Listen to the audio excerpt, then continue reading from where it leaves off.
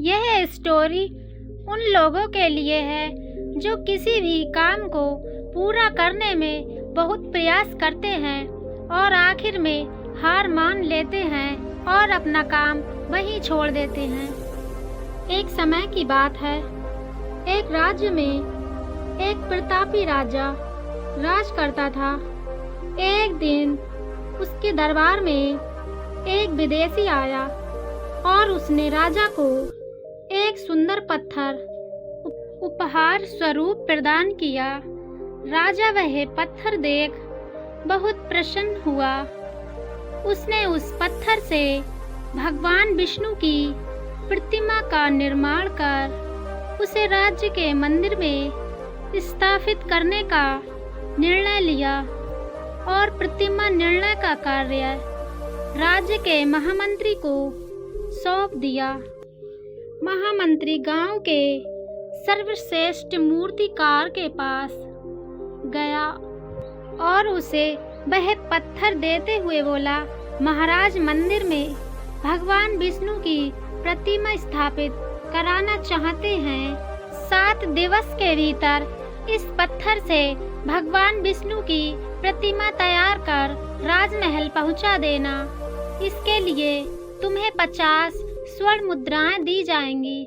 50 स्वर्ण मुद्राओं की बात सुनकर मूर्तिकार खुश हो गया और महामंत्री के जाने के उपरांत प्रतिमा का निर्माण कार्य प्रारंभ करने के उद्देश्य से अपने औजार निकाल लिए। अपने औजारों में से उसने एक हथौड़ा निकाल लिया और पत्थर तोड़ने के लिए उस पर हथौड़े से वार करने लगा, किंतु पत्थर जस का तस रहा। मूर्तिकार ने हथौड़े के कई बार पत्थर पर किए, किंतु पत्थर नहीं टूटा। 50 बार प्रयास करने के उपरांत मूर्तिकार ने अंतिम बार प्रयास करने के उद्देश्य से हथौड़ा उठाया, किंतु यह सोचकर हथौड़े पर प्रहार करने के पूर्व ही उसने हाथ खींच लिया। जब 50 बार प्रयास करने से पत्थर नहीं टूटा तो अब क्या टूटेगा। वह पत्थर लेकर वापस महामंत्री के पास गया और उसे यह कहकर वापस कर आया कि इस पत्थर को तोड़ना नामुमकिन है, इसीलिए इससे भगवान विष्णु की प्रतिमा नहीं बन सकती। महामंत्री को राजा का आदेश हर स्थिति में पूर्ण करना था, इसलिए उसने भगवान विष्णु की प्रतिमा निर्मित करने का कार्य गांव के एक साधारण से मूर्तिकार को सौंप दिया।